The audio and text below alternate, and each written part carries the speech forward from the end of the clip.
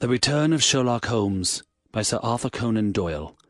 Adventure of the Abbey Grange, Part 1. It was on a bitterly cold and frosty morning, towards the end of the winter of '97, that I was awakened by a tugging at my shoulder. It was Holmes. The candle in his hand shone upon his eager, stooping face, and told me at a glance that something was amiss. "Come, Watson, come!" he cried. "The game is afoot! Not a word! Into your clothes and come!" 10 minutes later we were both in a cab, and rattling through the silent streets on our way to Charing Cross Station. The first faint winter's dawn was beginning to appear, and we could dimly see the occasional figure of an early workman as he passed us, blurred and indistinct in the opalescent London reek. Holmes nestled in silence into his heavy coat, and I was glad to do the same, for the air was most bitter, and neither of us had broken our fast. It was not until we had consumed some hot tea at the station and taken our places on the Kentish train that we were sufficiently thawed, he to speak and I to listen. Holmes drew a note from his pocket and read aloud. "Abbey Grange, Marsham, Kent, 3:30 a.m. My dear Mr. Holmes, I should be very glad of your immediate assistance in what promises to be a most remarkable case. It is something quite in your line. Except for releasing the lady, I will see that everything is kept exactly as I have found it, but I beg you not to lose an instant, as it is difficult to leave Sir Eustace there. Yours faithfully, Stanley Hopkins." "Hopkins has called me in 7 times, and on each occasion his summons has been entirely justified," said Holmes. "I fancy that every one of his cases has found its way into your collection, and I must admit, Watson, that you have some power of selection, which atones for much of what I deplore in your narratives. Your fatal habit of looking at everything from the point of view of a story, instead of as a scientific exercise, has ruined what might have been an instructive and even classical series of demonstrations. You slur over work of the utmost finesse and delicacy, in order to dwell upon sensational details, which may excite, but cannot possibly instruct the reader." "Why do you not do it yourself, then?" I said with some bitterness. "I will, my dear Watson, I will. At present I am, as you know, fairly busy, but I propose to devote my declining years to the composition of a textbook, which shall focus the whole art of detection into one volume. Our present research appears to be a case of murder." "You think Sir Eustace is dead, then?" "I should say so. Hopkins' writing shows considerable agitation, and he is not an emotional man.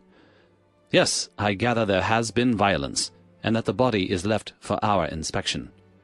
A mere suicide would not have caused him to send for me. As to the release of the lady, it would appear that she has been locked in her room during the tragedy. We are moving in high life, Watson. Crackling paper, E.B. monogram, coat of arms, picturesque address. I think that friend Hopkins will live up to his reputation, and that we shall have an interesting morning. The crime was committed before 12 last night." "How can you possibly tell?" "By an inspection of the trains, and by reckoning the time. The local police had to be called in, and they had to communicate with Scotland Yard. Hopkins had to go out, and he, in turn, had to send for me. All that makes a fair night's work. Well, here we are at Chislehurst Station, and we shall soon set our doubts at rest." A drive of a couple of miles through narrow country lanes brought us to a park gate, which was opened for us by an old lodge-keeper, whose haggard face bore the reflection of some great disaster. The avenue ran through a noble park, between lines of ancient elms, and ended in a low, widespread house, pillared in front after the fashion of Palladio. The central part was evidently of a great age and shrouded in ivy, but the large windows showed that modern changes had been carried out, and one wing of the house appeared to be entirely new. The youthful figure and alert, eager face of Inspector Stanley Hopkins confronted us in the open doorway. "I'm very glad you have come, Mr. Holmes, and you too, Dr. Watson. But indeed, if I had my time over again, I should not have troubled you, for since the lady has come to herself, she has given so clear an account of the affair that there is not much left for us to do. You remember that Lewisham gang of burglars?" "What, the 3 Randalls?" "Exactly. The father and 2 sons. It's their work. I have no doubt of it. They did a job at Sydenham a fortnight ago and were seen and described. Rather cool to do another so soon and so near. But it is they, beyond all doubt. It is a hanging matter this time." "Sir Eustace is dead, then?" "Yes, his head was knocked in with his own poker." "Sir Eustace Brackenstall, the driver tells me." "Exactly. One of the richest men in Kent. Lady Brackenstall is in the morning room, poor lady. She has had a most dreadful experience. She seemed half dead when I saw her first. I think you had best see her and hear her account of the facts. Then we will examine the dining-room together."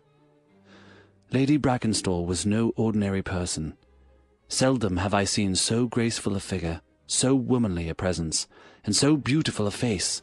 She was a blonde, golden-haired, blue-eyed, and would no doubt have had the perfect complexion which goes with such colouring, had not her recent experience left her drawn and haggard.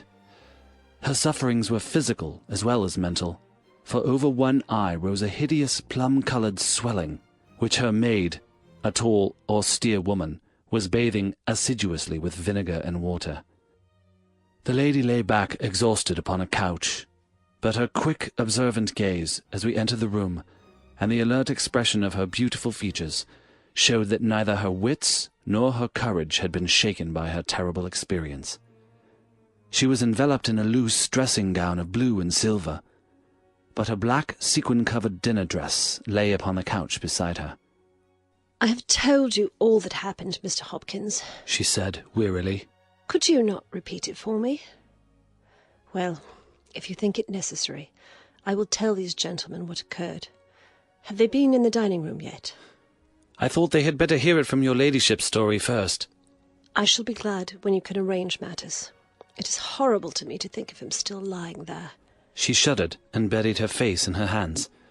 As she did so, the loose gown fell back from her forearms. Holmes uttered an exclamation. "You have other injuries, madam. What is this?" 2 vivid red spots stood out on one of the white, round limbs. She hastily covered it. "It is nothing. It has no connection with this hideous business tonight. If you and your friend will sit down, I will tell you all I can. I am the wife of Sir Eustace Brackenstall. I have been married about a year. I suppose that it is no use my attempting to conceal that our marriage has not been a happy one. I fear that all our neighbours will tell you that, even if I were to attempt to deny it. Perhaps the fault may be partly mine. I was brought up in the freer, less conventional atmosphere of South Australia, and this English life, with its proprieties and its primness, is not congenial to me. But the main reason lies in the one fact which is notorious to everyone, and that is that Sir Eustace was a confirmed drunkard. To be with such a man for an hour is unpleasant. Can you imagine what it means for a sensitive and high-spirited woman to be tied to him for day and night?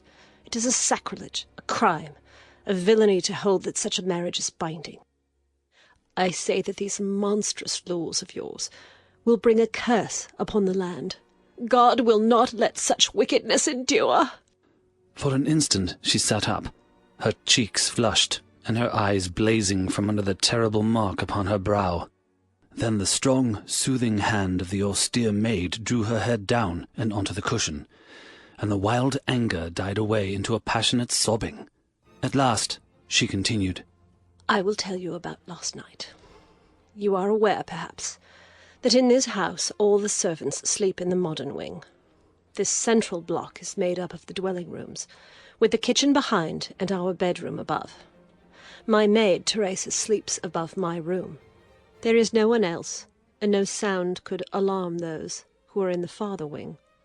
This must have been well known to the robbers, or they would not have acted as they did. Sir Eustace retired about 10:30. The servants had already gone to their quarters. Only my maid was up, and she had remained in her room at the top of the house until I needed her services. I sat until after 11 in this room, absorbed in a book. Then I walked round to see that all was right before I went upstairs. It was my custom to do this myself, for, as I have explained, Sir Eustace was not always to be trusted. I went into the kitchen, the butler's pantry, the gun-room, the billiard-room, the drawing-room, and finally the dining-room. As I approached the window, which is covered with thick curtains, I suddenly felt the wind blow upon my face, and realized that it was open.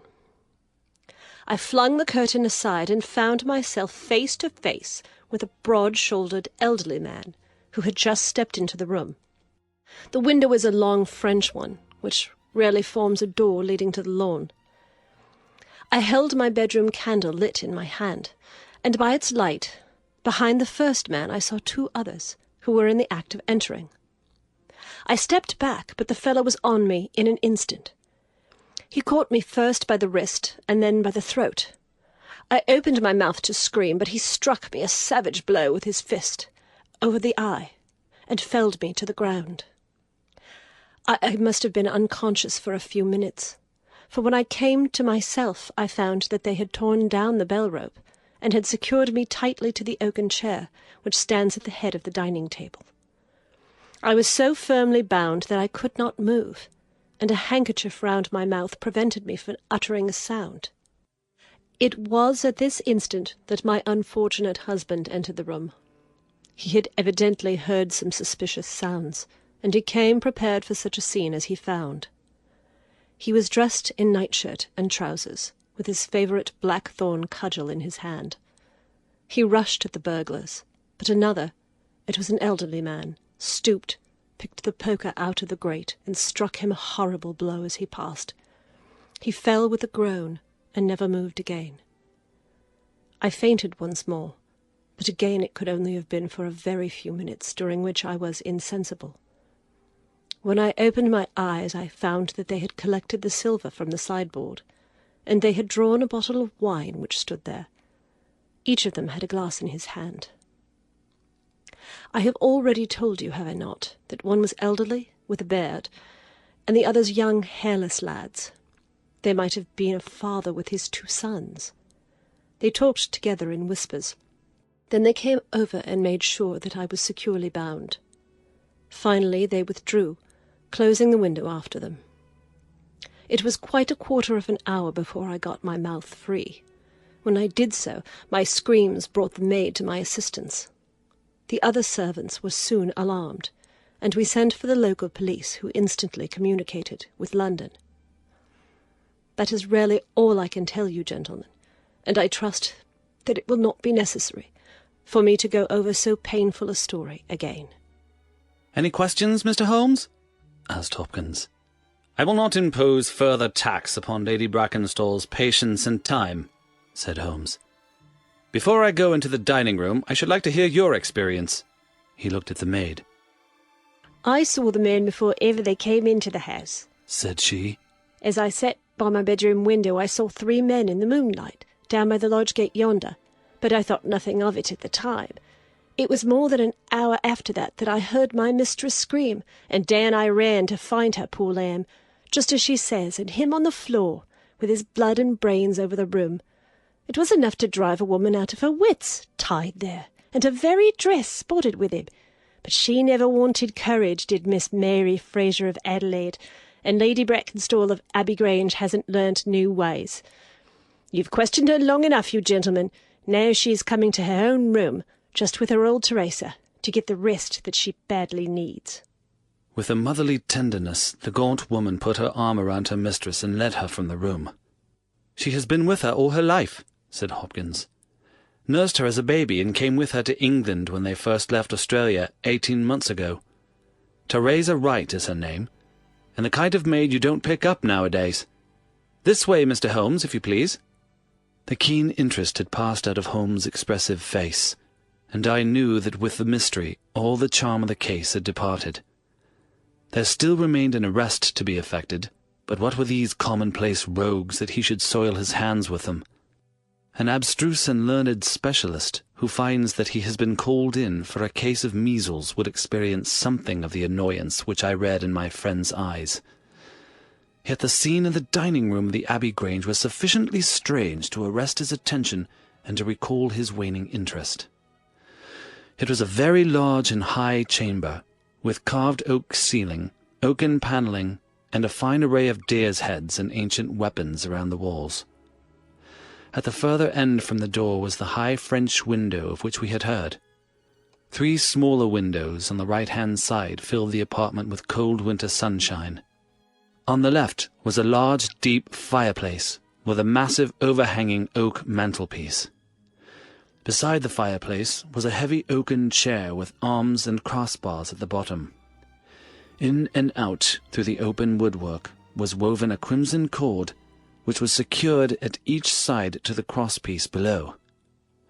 In releasing the lady, the cord had been slipped off her, but the knots with which it had been secured still remained.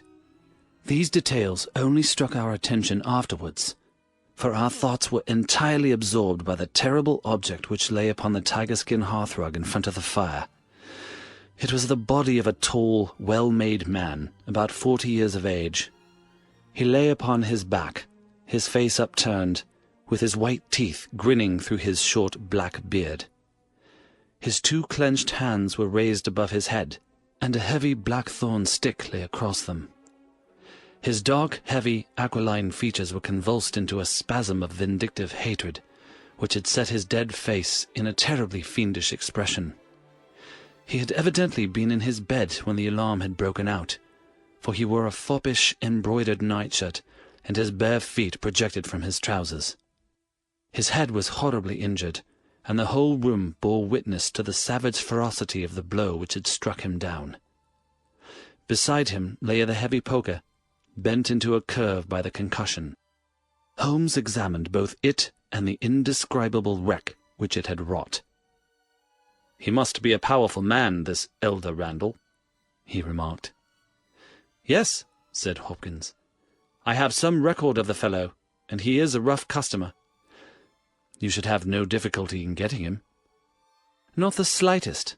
We have been on the lookout for him, and there was some idea that he had got away to America. Now that we know that the gang are here, I don't see how they can escape. We have the news at every seaport already, and a reward will be offered before evening. What beats me is how they could have done so mad a thing, knowing that the lady could describe them, and that we could not fail to recognize the description." "Exactly. One would have expected that they would silence Lady Brackenstall as well." "They may not have realized," I suggested, "that she had recovered from her faint." "That is likely enough. If she seemed to be senseless, they would not take her life. What about this poor fellow, Hopkins? I seem to have heard some queer stories about him." "He was a good-hearted man when he was sober, but a perfect fiend when he was drunk. Or rather when he was half-drunk, for he seldom really went the whole way. The devil seemed to be in him at such times, and he was capable of anything. From what I hear, in spite of all his wealth and his title, he very nearly came our way once or twice. There was a scandal about his drenching a dog with petroleum and setting it on fire. Her ladyship's dog, to make the matter worse. And that was only hushed up with difficulty. Then he threw a decanter at the maid to raise her right. There was trouble about that. On the whole, and between ourselves, it will be a brighter house without him. What are you looking at now?" Holmes was down on his knees, examining with great attention the knots upon the red cord with which the lady had been secured. Then he carefully scrutinized the broken frayed end where it had snapped off when the burglar had dragged it down. "When this was pulled down, the bell in the kitchen must have rung loudly," he remarked. "No one could hear it. The kitchen stands right at the back of the house." "How did the burglar know no one would hear it? How dared he pull a bell rope in that reckless fashion?" "Exactly, Mr. Holmes, exactly. You put the very question which I have asked myself again and again. There can be no doubt that this fellow must have known the house and its habits. He must have perfectly understood that the servants would all be in bed at that comparatively early hour, and that no one could possibly hear a bell ring in the kitchen. Therefore, he must have been in close league with one of the servants. Surely that is evident. But there are 8 servants, and all of good character." "Other things being equal," said Holmes, "one would suspect the one at whose head the master threw a decanter. And yet that would involve treachery toward the mistress, to whom this woman seems devoted." Well, the point is a minor one, and when you have Randall you will probably find no difficulty in securing his accomplice. The lady's story certainly seems to be corroborated, if it needed corroboration, by every detail which we see before us." He walked to the French window and threw it open. "There are no signs here, but the ground is iron hard, and one would not expect them. I see these candles on the mantelpiece have been lighted. Yes, it was by their light and that of the lady's bedroom candle that the burglars saw their way about." "And what did they take?" "Well, they did not take much, only half a dozen articles of plate off the sideboard. Lady Brackenstall thinks that they were themselves so disturbed by the death of Sir Eustace that they did not ransack the house as they would otherwise have done." "No doubt that is true. And yet they drank some wine, I understand." "To steady their nerves." "Exactly. These 3 glasses upon the sideboard have been untouched, I suppose?" "Yes, and the bottle stands as they left it." "Let us look at it, then. Hello, hello, what is this?" The 3 glasses were grouped together, all of them tinged with wine, and one of them containing some dregs of beeswing. The bottle stood near them, 2/3 full, and beside it lay a long, deeply stained cork. Its appearance and the dust upon the bottle showed that it was no common vintage which the murderers had enjoyed. A change had come over Holmes' manner. He had lost his listless expression, and again I saw an alert light of interest in his keen, deep-set eyes. He raised the cork and examined it minutely. "How did they draw it?" he asked. Hopkins pointed to a half-opened drawer. In it lay some table linen and a large corkscrew. "Did Lady Brackenstall say that screw was used?" "No. You remember that she was senseless at the moment when the bottle was opened." "Quite so. As a matter of fact, that screw was not used. This bottle was opened by a pocket screw, probably contained in a knife, and not more than 1.5 inches long. If you will examine the top of the cork, you will observe that the screw was driven in 3 times before the cork was extracted. It has never been transfixed. This long screw would have transfixed it and drawn it up with a single pull. When you catch this fellow, you will find that he has one of these multiplex knives in his possession." "Excellent," said Hopkins. "But these glasses do puzzle me, I confess. Lady Brackenstall actually saw these men drinking, did she not?" "Yes, she was clear about that." "Then there is an end of it. What more is to be said?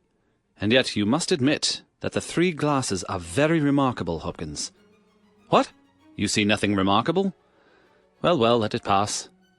Perhaps when a man has special knowledge and special powers like my own, it rather encourages him to seek a complex explanation when a simpler one is at hand. Of course, it must be a mere chance about the glasses. Well, good morning, Hopkins. I don't see that I can be of any use to you, and you appear to have your case very clear. You will let me know when Randall is arrested, and any further developments which may occur. I trust I shall soon have to congratulate you upon a successful conclusion. Come, Watson, I fancy that we may employ ourselves more profitably at home." During our return journey, I could see by Holmes' face that he was much puzzled by something which he had observed. Every now and then, by an effort, he would throw off the impression and talk as if the matter were clear, but then his doubts would settle down upon him again, and his knitted brows and abstracted eyes would show that his thoughts had gone back once more to the great dining-room of the Abbey Grange, in which this midnight tragedy had been enacted.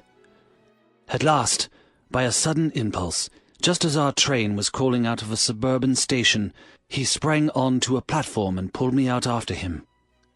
"I am sorry to make you the victim of what may seem a mere whim, but on my life, Watson, I simply can't leave that case in this condition. Every instinct that I possess cries out against it. It's wrong. It's all wrong. I'll swear that it's wrong. And yet the lady's story was complete. The maid's corroboration was sufficient. The detail was fairly exact. What have I to put up against that? 3 wine glasses. That is all. But if I had not taken things for granted, if I had examined everything with the care which I should have shown had we approached the case de novo, and had no cut-and-dried story to warp my mind, should I not have then found something more definite to go upon? Of course I should. Sit down on this bench, Watson, until a train for Chislehurst arrives, and allow me to lay the evidence before you, imploring you in the first instance to dismiss from your mind the idea that anything which the maid or her mistress may have said must necessarily be true. The lady's charming personality must not be permitted to warp our judgment. Surely there are details in her story which, if we looked at it in cold blood, would excite our suspicion. These burglars made a considerable haul at Sydenham a fortnight ago. Some account of them and their appearance was in the papers, and would naturally occur to anyone who wished to invent a story in which imaginary robbers should play a part. As a matter of fact, burglars who have done a good stroke of business are, as a rule, only too glad to enjoy the proceeds in peace and quiet without embarking on another perilous undertaking. Again, it is unusual for burglars to operate at so early an hour.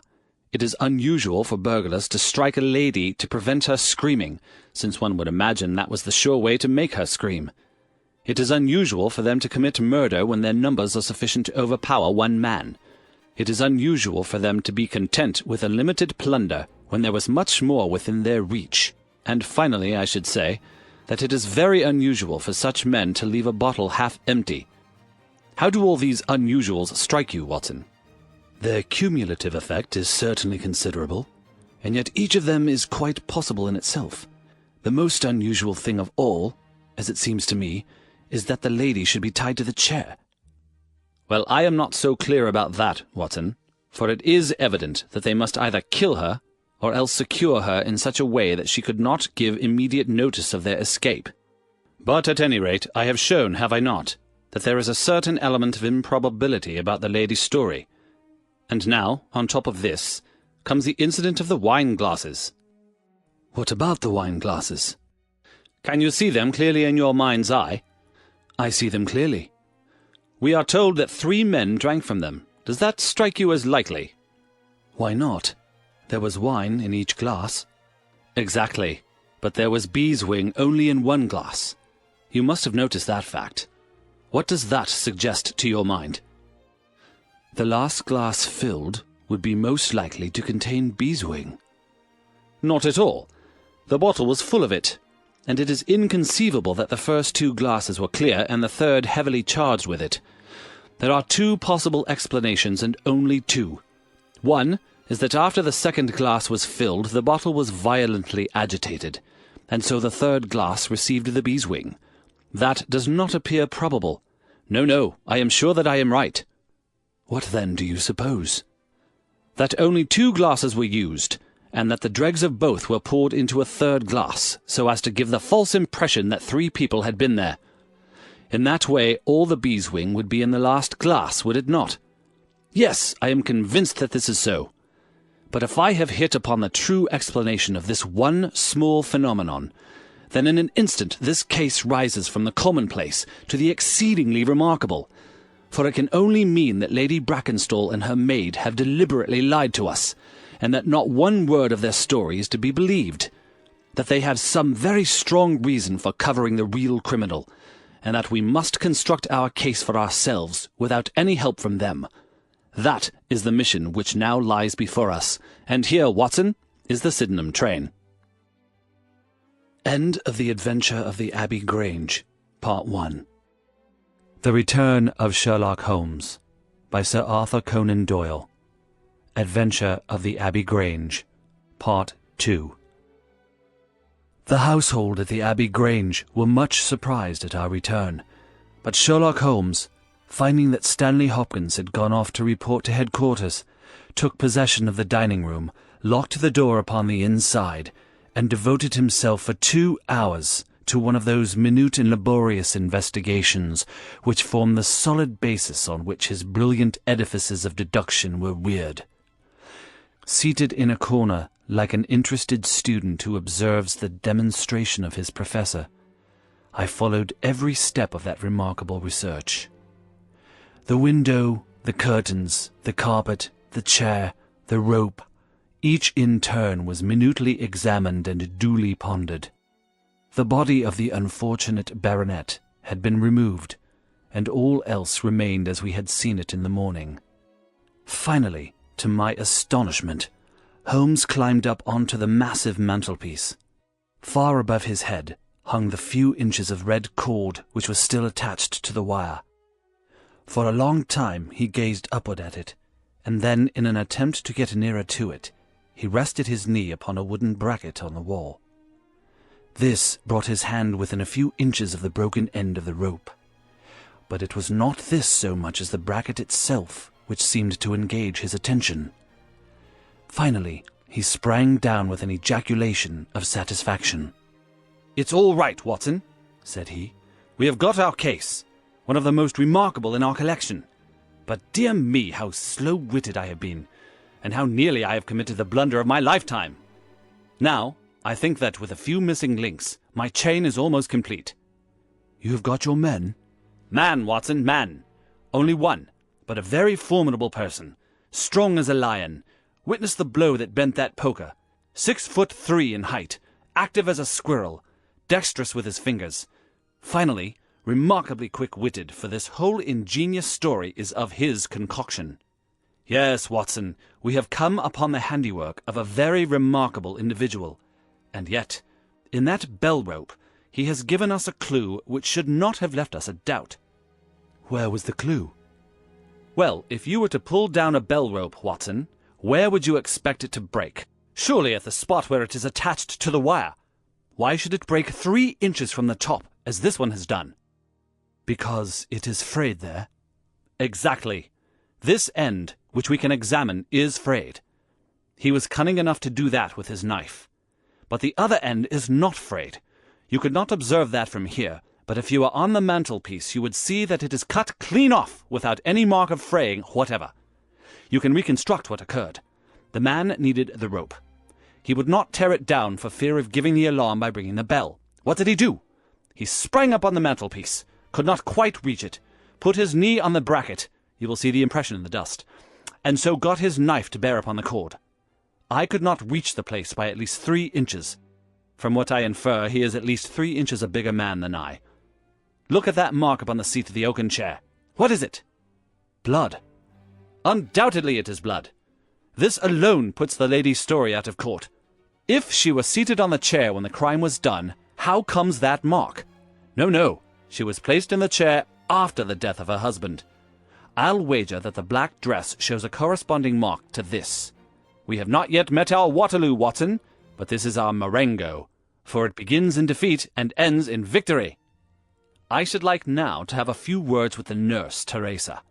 We must be wary for a while, if we are to get the information which we want."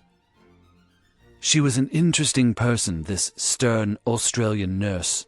Taciturn, suspicious, ungracious. It took some time before Holmes' pleasant manner and frank acceptance of all that she said thawed her into a corresponding amiability. She did not attempt to conceal her hatred for her late employer. "Yes, sir. It is true that he threw the decanter at me.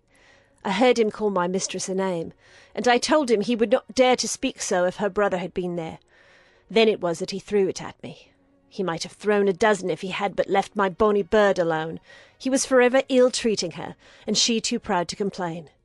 She will not tell me even all that he has done to her. She never told me of those marks on her arm that you saw this morning, but I know very well that they come from a stab with a hat-pin. The sly devil! God forgive me that I should speak of him so now that he is dead, but a devil he was if ever one walked the earth. He was all honey when first we met him, only 18 months ago, and we both feel as if it were 18 years. She had only just arrived in London. Yes, it was her first voyage. She had never been from home before. He won her with his title and his money and his false London ways. If she made a mistake, she has paid for it, if ever a woman did. What month did we meet him? Well, I tell you, it was just after we arrived. We arrived in June, and it was July. They were married in January of last year. Yes, she is down in the morning room again, and I've no doubt she will see you, but you must not ask too much of her, for she has gone through all that flesh and blood will stand." Lady Brackenstall was reclining on the same couch, but looked brighter than before. The maid had entered with us, and began once more to foment the bruise upon her mistress's brow. "I hope," said the lady, "that you have not come to cross-examine me again." "No," Holmes answered in his gentlest voice. "I will not cause you any unnecessary trouble, Lady Brackenstall, and my whole desire is to make things easy for you. For I am convinced that you are a much-tried woman. If you'll treat me as a friend and trust me, you may find that I will justify your trust. What do you want me to do? To tell me the truth. Mr. Holmes! No, no, Lady Brackenstall. It is no use. You may have heard of any little reputation which I possess. I will stake it all on the fact that your story is an absolute fabrication. Mistress and maid were both staring at Holmes with pale faces and frightened eyes. You are an impudent fellow, cried Teresa. Do you mean to say that my mistress has told a lie? Holmes rose from his chair. Have you nothing to tell me? I have told you everything. Think once more, Lady Brackenstall. Would it not be better to be frank? For an instant there was hesitation in her beautiful face. Then some new strong thought caused it to set like a mask. I have told you all I know. Holmes took his hat and shrugged his shoulders. I am sorry, he said, and without another word we left the room and the house.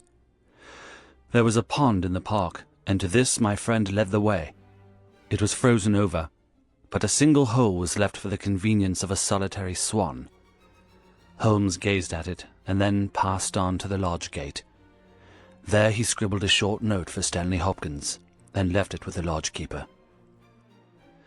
It may be a hit, or it may be a miss, but we are bound to do something for friend Hopkins just to justify this second visit, said he.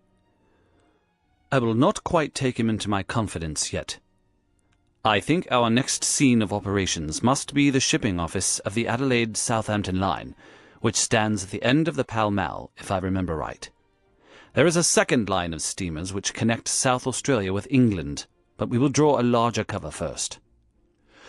Holmes's cards sent in to the manager ensured instant attention, and he was not long in acquiring all the information he needed. In June of '95, only one of their line had reached a home port. It was the Rock of Gibraltar, their largest and best boat. A reference to the passenger list showed that Miss Fraser of Adelaide, with her maid, had made the voyage in her. The boat was now somewhere south of the Suez Canal, on her way to Australia. Her officers were the same as in '95, with one exception. The first officer, Mr. Jack Croker, had been made a captain and was to take charge of their new ship, the Bass Rock, sailing in 2 days' time from Southampton. He lived at Sydenham, but he was likely to be in that morning for instructions, if we cared to wait for him. No, Mr. Holmes had no desire to see him, but would be glad to know more about his record and character. His record was magnificent. There was not an officer in the fleet to touch him. As to his character, he was reliable on duty, but a wild, desperate fellow off the deck of his ship, hot-headed, excitable, but loyal, honest, and kind-hearted. That was the pith of the information with which Holmes left the office of the Adelaide-Southampton Company. Thence he drove to Scotland Yard, but instead of entering, he sat in his cab with his brows drawn down, lost in profound thought. Finally, he drove round to the Charing Cross telegraph office, sent off a message, and then, at last, we made for Baker Street once more. "No, I couldn't do it, Watson," said he as we re-entered our room. "Once that warrant was made out, nothing on earth would save him. Once or twice in my career, I feel that I have done more real harm by my discovery of the criminal than ever he had done by his crime. I have learnt caution now, and I had rather play tricks with the law of England than with my own conscience. Let us know a little more before we act." Before evening, we had a visit from Inspector Stanley Hopkins. Things were not going very well with him. "I believe that you are a wizard, Mr. Holmes. I really do sometimes think that you have powers that are not human. Now, how on earth could you know that the stolen silver was at the bottom of that pond?" "I didn't know it." "But you told me to examine it." "You got it, then?" "Yes, I got it." "I am very glad if it helped you." "But you haven't helped me. You have made the affair far more difficult. What sort of burglars are they who steal silver and then throw it into the nearest pond?" "It was certainly rather eccentric behavior. I was merely going on the idea that if the silver had been taken by persons who did not want it, who merely took it for a blind, as it were, then they would naturally be anxious to get rid of it.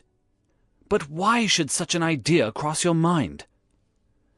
Well, I thought it was possible. When they came out through the French window, there was the pond with one tempting little hole in the ice right in front of their noses. Could there be a better hiding place? Ah, a hiding place! That is better! Cried Stanley Hopkins. Yes, I see it all now. It was early. There were folk upon the roads. They were afraid of being seen with the silver, so they sank it in the pond, intending to return for it when the coast was clear. Excellent, Mr. Holmes. That is better than your idea of a blind. Quite so. You have got an admirable theory. I have no doubt that my own ideas were quite wild, but you must admit that they have ended in discovering the silver. Yes, sir, yes, it was all your doing. But I have had a setback. A setback? Yes, Mr. Holmes. The Randall gang were arrested in New York this morning. Dear me, Hopkins, that is certainly rather against your theory that they committed the murder in Kent last night. It is fatal, Mr. Holmes, absolutely fatal. Still, there are other gangs of 3 besides the Randalls, or it may be some new gang of which the police have never heard. Quite so, it is perfectly possible. What, are you off? Yes, Mr. Holmes. There is no rest for me until I have got to the bottom of the business. I suppose you have no hint to give me? I have given you one. Which? Well, I suggested a blind. But why, Mr. Holmes, why? Ah, that's the question, of course. But I commend the idea to your mind. You might possibly find that there was something in it. You won't stop for dinner? Well, goodbye, and let us know how you get on. Dinner was over and the table cleared before Holmes alluded to the matter again. He had lit his pipe and held his slippered feet to the cheerful blaze of the fire. Suddenly he looked at his watch. I expect developments, Watson. When? Now, within a few minutes.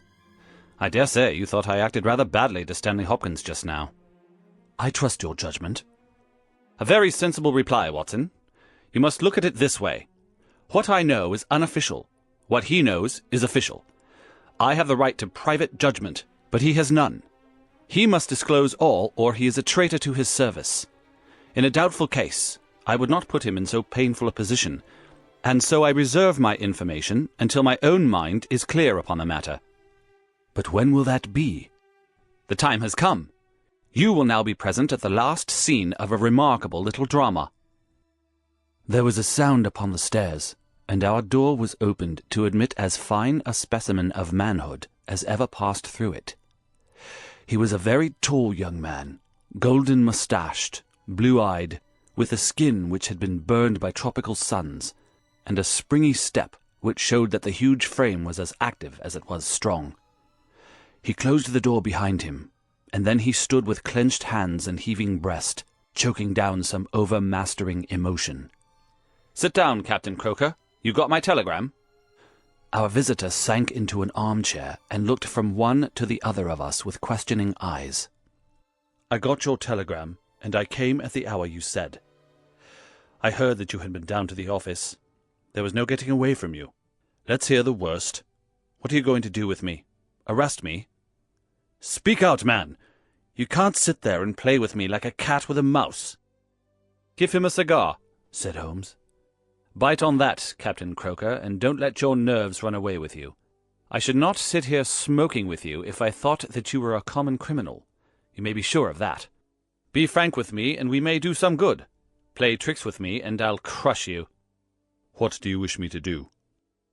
"To give a true account of all that happened at the Abbey Grange last night. A true account, mind you, with nothing added and nothing taken off. I know so much already that if you go 1 inch off the straight, I'll blow this police whistle from my window, and the affair goes out of my hands forever." The sailor thought for a little. Then he struck his leg with his great sunburned hand. "I'll chance it," he cried. "I believe you are a man of your word, and a white man, and I'll tell you the whole story. But one thing I will say first. So far as I am concerned, I regret nothing, and I fear nothing, and I would do it all again and be proud of the job. Damn the beast! If he had as many lives as a cat, he would owe them all to me. But it's the lady. Mary Fraser, for never will I call her by that accursed name. When I think of her getting into trouble, I, who would give my life just to bring one smile to her dear face, it's that turns my soul into water. And yet, what less could I do? I'll tell you my story, gentlemen, and then I'll ask you, as man to man, what less could I do? I must go back a bit. You seem to know everything, so I expect that you know that I met her when she was a passenger, and I was first officer of the Rock of Gibraltar. From the first day I met her, she was the only woman to me. Every day of that voyage I loved her more, and many a time since have I kneeled down in the darkness of the night watch and kissed the deck of that ship because I knew her dear feet had trod it. She was never engaged to me. She treated me as fairly as ever a woman treated a man. I have no complaint to make. It was all love on my side, and all good comradeship and friendship on hers. When we parted she was a free woman, but I could never again be a free man. Next time I came back from sea, I heard of her marriage. Well, why shouldn't she marry whom she liked? Title and money, who could carry them better than she? She was born for all that is beautiful and dainty. I didn't grieve over her marriage. I was not such a selfish hound as that. I just rejoiced that good luck had come her way, and that she had not thrown herself away on a penniless sailor. That's how I loved Mary Fraser. Well, I never thought to see her again, but last voyage I was promoted, and the new boat was not yet launched, so I had to wait for a couple of months with my people at Sydenham. One day, out in a country lane, I met Teresa Wright, her old maid. She told me all about her, about him, about everything. I tell you, gentlemen, it nearly drove me mad. This drunken hound, that he should dare to raise a hand to her, whose boots he was not worthy to lick.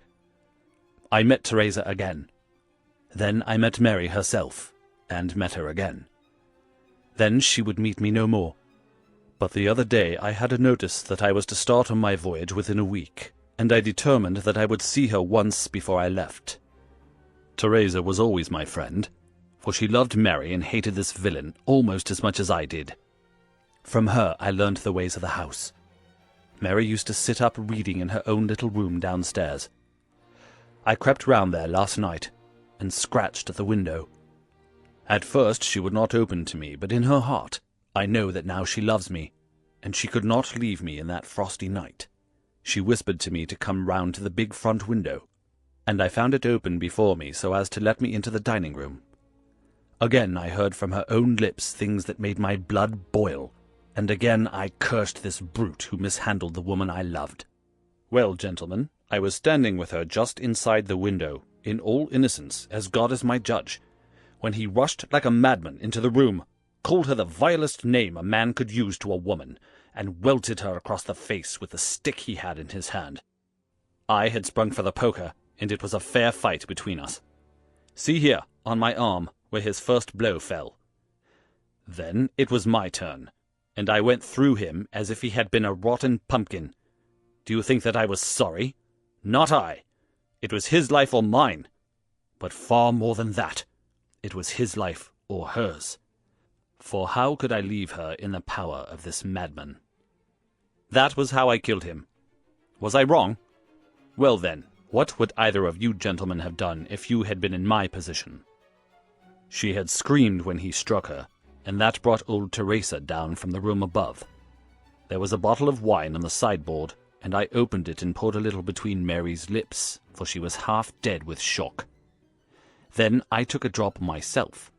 Teresa was as cool as ice, and it was her plot as much as mine. We must make it appear that burglars had done the thing. Teresa kept on repeating our story to her mistress, while I swarmed up and cut the rope with a bell. Then I lashed her in her chair, and frayed out the end of the rope to make it look natural. Else they would wonder how in the world a burglar could have got up there to cut it. Then I gathered up a few plates and pots of silver to carry out the idea of the robbery, and there I left them, with orders to give the alarm when I had a quarter of an hour's start. I dropped the silver into the pond, and made off for Sydenham, feeling that for once in my life I had done a real good night's work. And that's the truth, and the whole truth, Mr. Holmes, if it cost me my neck." Holmes smoked for some time in silence. Then he crossed the room and shook our visitor by the hand. "That's what I think," said he. "I know that every word is true, for you have hardly said a word which I did not know. No one but an acrobat or a sailor could have got up to that bell-rope from the bracket, and no one but a sailor could have made the knots with which the cord was fastened to the chair. Only once had this lady been brought into contact with sailors, and that was on her voyage, and it was someone of her own class of life, since she was trying hard to shield him, and so showing that she loved him. You see how easy it was for me to lay my hands upon you when once I had started upon the right trail. I thought the police never could have seen through our dodge. And the police haven't, nor will they, to the best of my belief.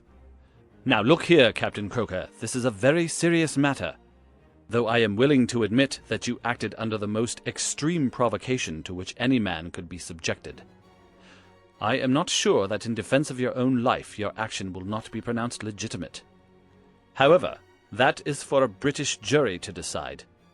Meanwhile, I have so much sympathy for you that, if you choose to disappear in the next 24 hours, I will promise you that no one will hinder you." "And then it will all come out?" "Certainly it will come out." The sailor flushed with anger. "What sort of proposal is that to make to a man? I know enough of law to understand that Mary would be held as an accomplice. Do you think I would leave her alone to face the music while I slunk away? No, sir. Let them do their worst upon me. But for heaven's sake, Mr. Holmes, find some way of keeping my poor Mary out of the courts." Holmes, for a second time, held out his hand to the sailor. "I was only testing you, and you ring true every time. Well, it is a great responsibility that I take upon myself, but I have given Hopkins an excellent hint, and if he can't avail himself of it, I can do no more. See here, Captain Croker, we will do this in due form of law. You are the prisoner. Watson, you are a British jury, and I never met a man who was more eminently fitted to represent one. I am the judge. Now, gentlemen of the jury, you have heard the evidence. Do you find the prisoner guilty or not guilty?" "Not guilty, my lord," said I. "Vox populi, vox Dei. You are acquitted, Captain Croker. So long as the law does not find some other victim, you are safe from me. Come back to this lady in a year, and may her future and yours justify us in the judgment which we have pronounced this night." End of The Adventure of the Abbey Grange, Part 2. Recording by Ken and Lisa Therio.